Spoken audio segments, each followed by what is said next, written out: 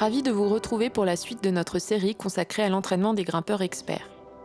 Salut Jérémy, tu vas bien? La forme. Ouais, bien et toi? C'est quoi le programme aujourd'hui alors? Aujourd'hui, on va travailler des qualités de force maximale au niveau des doigts. On y va? Allez viens, suis-moi. Alors, on fait de la force maximale en doigts, hein, c'est ça Guillaume? Oui, tout à fait. Mais est-ce qu'il y a quelque chose d'autre à travailler et à échauffer? Il faut échauffer l'ensemble de la chaîne des membres supérieurs, ainsi que la sangle abdominale. Ah bah ça tombe bien, j'ai plein d'idées pour ça. On se positionne à quatre pattes, bras en élévation devant soi au contact du Swiss ball. On presse pour le déformer et on abaisse l'omoplate vers le bassin. Armé, et ensuite. On peut ensuite faire des petits mouvements du bras, de gauche à droite, de bas en haut,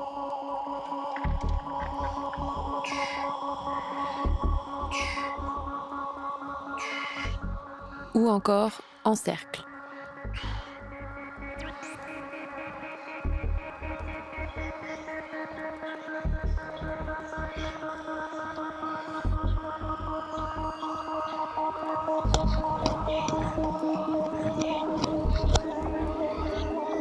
Armé, et ensuite. Enfin, plus dur, il faut cette fois rebondir sur le ballon tout en gardant la position du bras.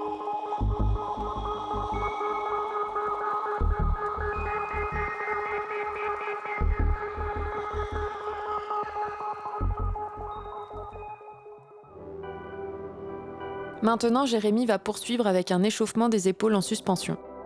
C'est un exercice d'engagement-désengagement ou élévation-abaissement des omoplates. D'accord. On va bien relâcher le bassin. On va inspirer, on part d'une position complètement détendue. On aligne bien les cervicales au-dessus des dorsales.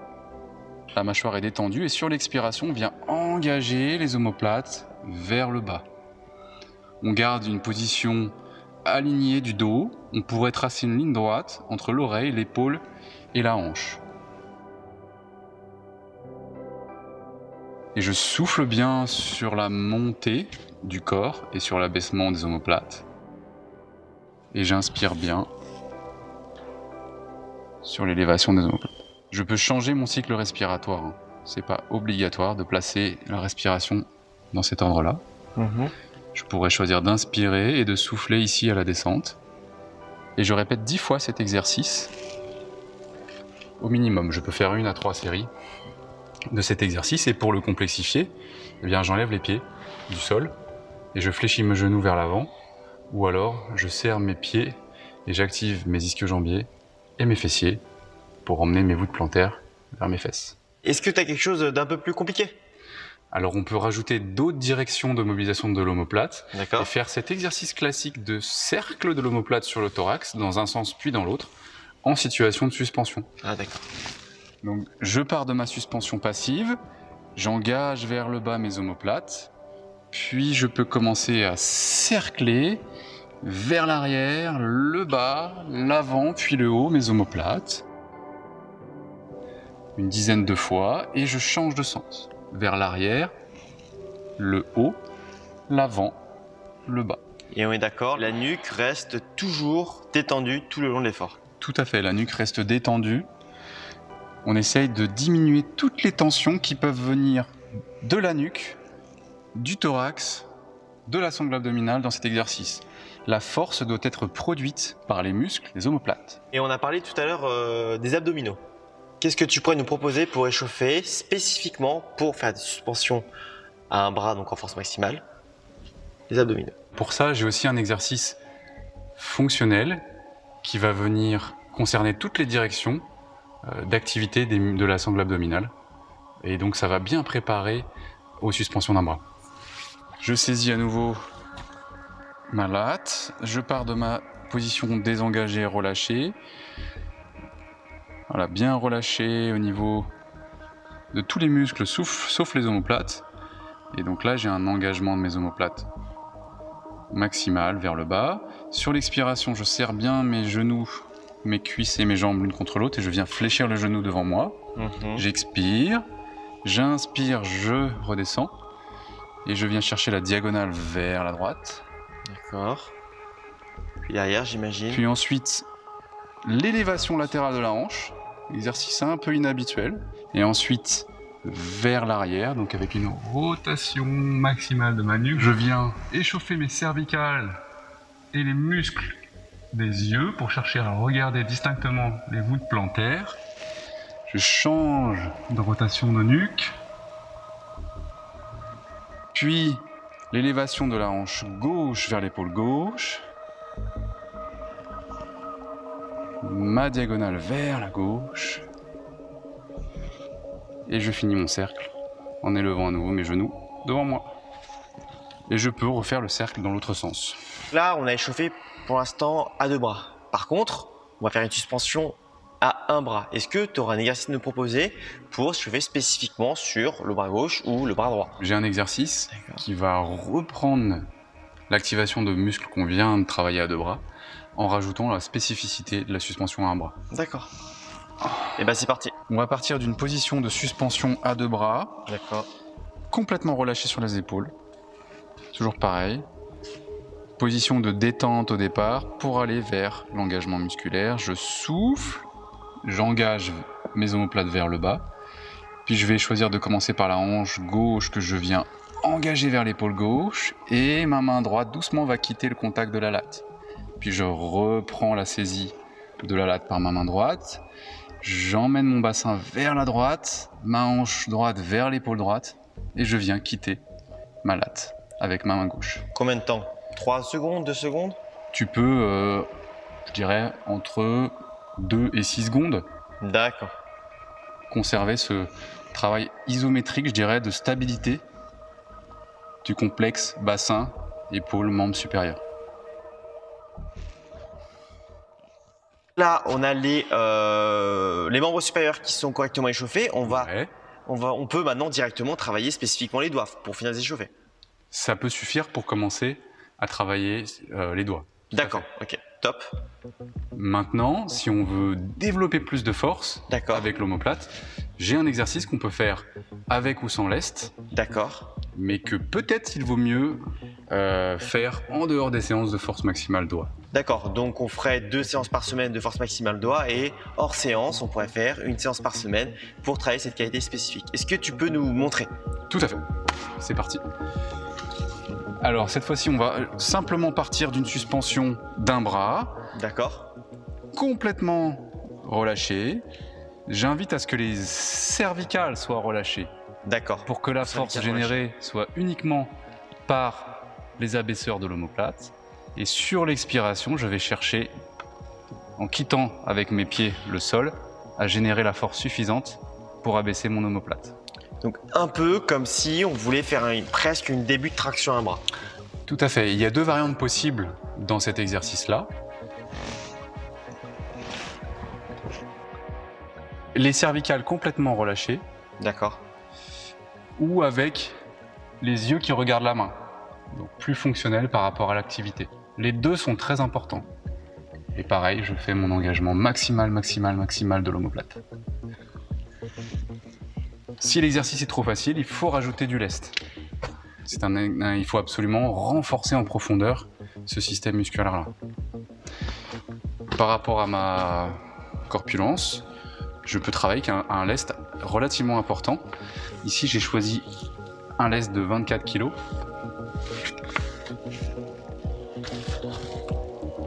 Et je peux travailler un engagement maximal, ici, avec le lest pendant à peu près 6 secondes.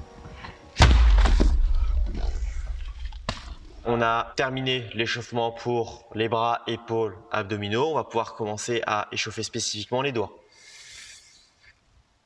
Il reste un truc. Quand on va sauter sur nos prises tout à l'heure, c'est souvent la position dans laquelle on va arriver sur la prise. Coude fléchi à 120 degrés. Et donc pour bien coordonner l'activité des muscles du membre supérieur et de l'épaule, dans cette position du coude, je propose un dernier exercice de blocage isométrique. On va partir de la position complètement désengagée de nos muscles. On va expirer, engager l'omoplate. On garde l'omoplate engagée, les pieds sont au sol, je plie mon coude. Et là, quand je vais soulever les pieds du sol, je vais garder l'engagement coude et omoplate pendant 4 à 6 secondes. Ok. C'est dur. Donc là, c'est bon. On est bien, on peut commencer à partir pour échauffer. Pour terminer, je fais spécifiquement les doigts. Je suis d'accord, c'est le moment ou jamais. Allez. Très bien. Alors, tout d'abord, on peut reprendre un exercice qui était en module renforcement, qui était de réaliser des excentriques contrôlés à deux mains. Cet exercice-là peut être repris en début d'échauffement, en échauffement pour les doigts. De plus, on va coupler cet exercice-là avec un exercice de suspension maximale à deux bras sur des petites arquées que nous tiendrons 4 à 6 secondes pour terminer d'échauffer correctement les doigts en tendu et en semi-tendu. On va voir ça tout de suite. Je vais te demander donc de te suspendre à deux bras sur une petite préhension en semi-tendu pour une durée comprise entre 4 et 6 secondes. Ok. D'accord ? La position sera la même que lorsqu'on a travaillé sur des suspensions longues, donc à savoir la nuque est relâchée et les scapulas sont armés. Ok. C'est parti. Alors, moi j'insiste sur le prépositionnement quand on a la chance d'avoir les pieds au sol. D'accord. Vraiment tout de suite abaisser les épaules, Ok. relâcher la nuque et ensuite venir mettre en tension le centre de gravité et essayer de garder ce relâchement épaule-nuque. Très bien. Et on y va. 2, 3, 4, 5, allez 6. Cet exercice-là, tu pourras le faire donc 3 fois avec à minima 2 minutes de récupération entre chaque suspension. Et là, tu seras complètement échauffé. Ou complètement mort. Ok, donc là je viens juste de finir de m'échauffer. Qu'est-ce que je fais ensuite? Alors, pour la suite donc de ce cycle de force maximale, il y aura 3 grands groupes d'exercices. Il y aura tout d'abord les suspensions à un bras, puis il y aura les montées sur penduliche et enfin il y aura les sauts surprises. Et du coup, tous ces exercices, je les fais en même temps? Non, on va commencer par un cycle pendant 3 semaines de suspension à un bras, puis tu auras un temps de récupération de 4 à 6 semaines où tu vas continuer à grimper, mais tu ne vas pas travailler spécifiquement cette qualité. Puis à la suite de cela, tu pourras repartir sur un cycle de force maximale en doigts, en travaillant par exemple des sauts surprises. C'est plus clair? C'est plus clair, tout à fait. Ok, très bien. Et bien commençons donc par les suspensions à un bras. Allez. Nous allons vous proposer un exercice de suspension courte. Nous allons donc développer des qualités de force maximale au niveau des muscles fléchisseurs superficiels et profonds des doigts. Et pour travailler cette qualité de force, tu nous as prévu quoi, Guillaume? Je vais te demander de venir te suspendre sur une prise pour une durée comprise entre 4 et 6 secondes maximum. Prends toujours les mêmes préhensions? Non. Il y aura donc 4 préhensions en semi-tendu et 2 préhensions en tendu. Entre chaque suspension, tu auras un minimum de 3 minutes de récupération. Je vais te montrer la posture. On va commencer donc par le bras gauche. Ok, c'est parti. Très bien. Donc tu vas prendre cette latte de penduliche, travail qu'on peut réaliser sur guliche mais également sur poutre. Tu vas venir donc te suspendre à un bras en donc semi-tendu. Très bien. Tu peux avoir le bras qui soit complètement tendu ou avoir un angle de 120 degrés au niveau du coude. Donc très important d'avoir durant tout l'effort la scapula donc qui est armée, donc qui est descendue comme ceci, tout à fait. Et tu respires. Encore. Fort. Encore. Très bien. Top. Là, je vais te demander maintenant de faire l'autre bras. Tu peux prendre 10 à 15 secondes de récupération pour préparer à donner le maximum. Tu es prêt? N'oublie pas d'armer l'épaule. Très bien. C'est parti. Allez, encore.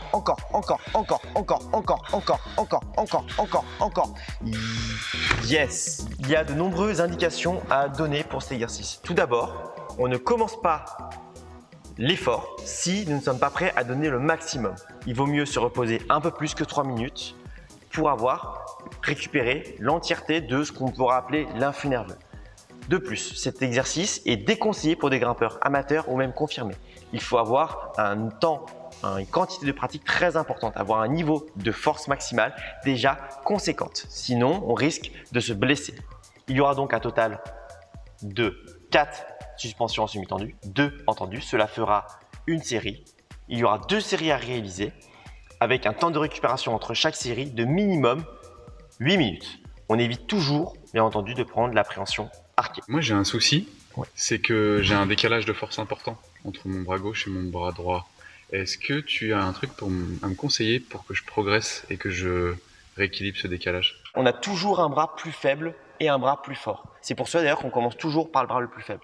Il est même possible d'aller encore plus loin. C'est-à-dire que je vais te demander de faire une suspension maximale, par exemple, avec le bras droit. Puis ensuite, tu feras une suspension avec le bras gauche.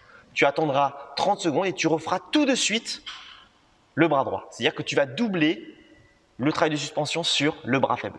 Ok. En place. Très à forcer, hein. Tu donnes tout ce que tu as. N'oublie pas d'armer la scapula. Allez, allez. Encore, encore, encore. 3. Très bien, Jérémy. Tu respires, tu souffles, tu te prépares. Allez, Jérémy. Top. Attends un peu. Quand tu veux, tu peux te préparer. Tu es prêt à tout donner? Allez. Allez, allez. 1, 2, 3, 4, 5. Là, là.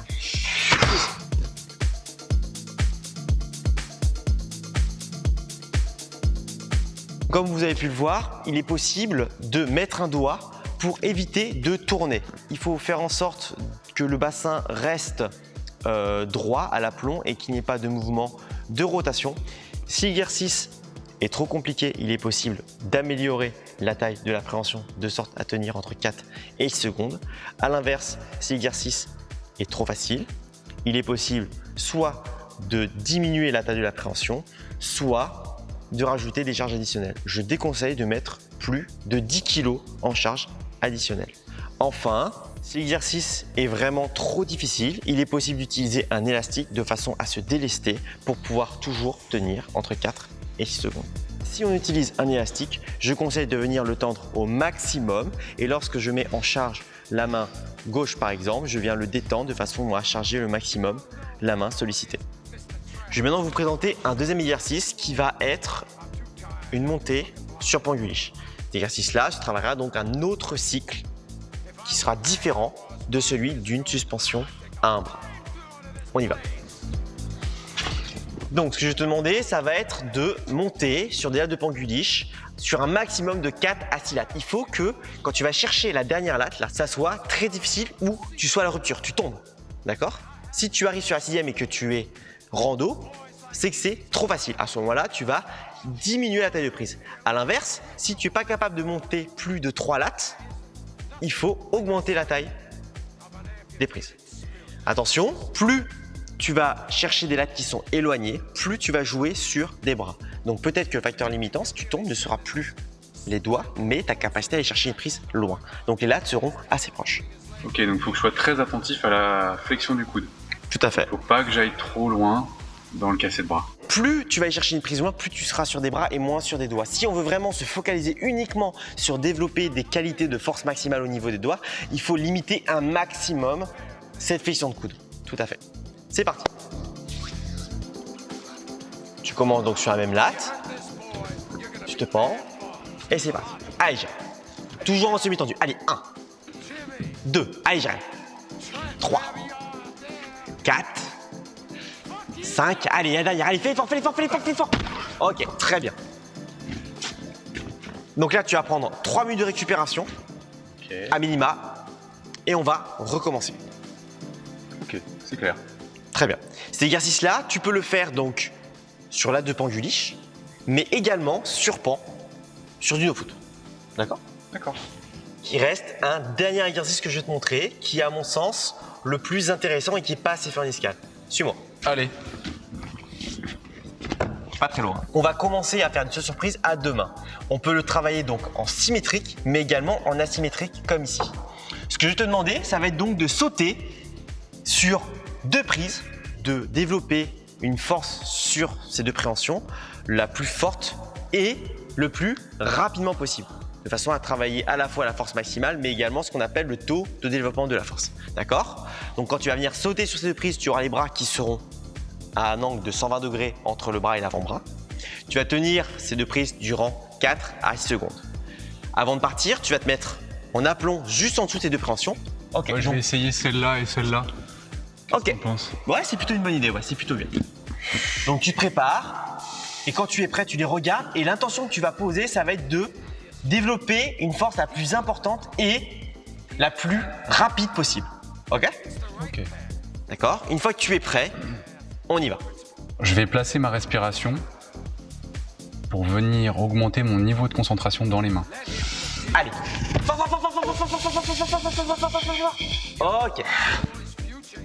Et du coup, je le fais combien de fois? Alors, cet exercice-là, donc c'est très orienté en SCAD et c'est très traumatisant. Donc, tu n'as pas besoin d'en faire beaucoup.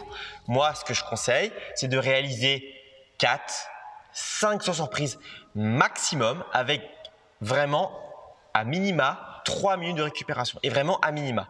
On peut avoir l'impression que 3 minutes, c'est beaucoup, alors que j'ai forcé très peu de temps, mais c'est nécessaire. D'accord. Et pour les grimpeurs les plus performants, donc pour des grimpeurs d'un niveau de très haut niveau, il est possible de faire le même exercice, mais cette fois-ci à un bras. Je vais te demander de venir faire un saut surprise, mais à un seul bras. On va toujours commencer donc par le bras le plus faible, puis ensuite on fera le bras le plus fort. Il y aura un angle de 120 degrés entre le bras et l'avant-bras. Et je vais toujours te demander de venir développer une force la plus importante et surtout le plus rapidement possible sur l'appréhension. Donc, tu auras une phase de préparation de 5 à 10 secondes. Pareil que précédemment, tu vas venir te mettre en condition. Imaginez que tu viens développer une force sur la prise. Donc, ce que tu me disais tout à l'heure, où tu ressens une circulation sanguine plus importante au niveau des doigts. Et on commence. Est-ce que tu me conseilles un placement particulier par rapport à l'amorce du saut? Tout à fait. Déclenchement du saut. Je vais te demander de te mettre à l'aplomb de l'appréhension. Ok. Comme ceci. D'accord? Et quand tu es prêt, tu y vas. Allez, solide, hein? Allez. Oui, top. Très bien. Ok, tu prends au moins 30 secondes de récupération pour récupérer. Voilà, très bien. Tu sens que ça va picoter au niveau des doigts, c'est normal, hein. Ok, puis là, tu peux commencer à te préparer à refaire le même exercice pour le bras opposé.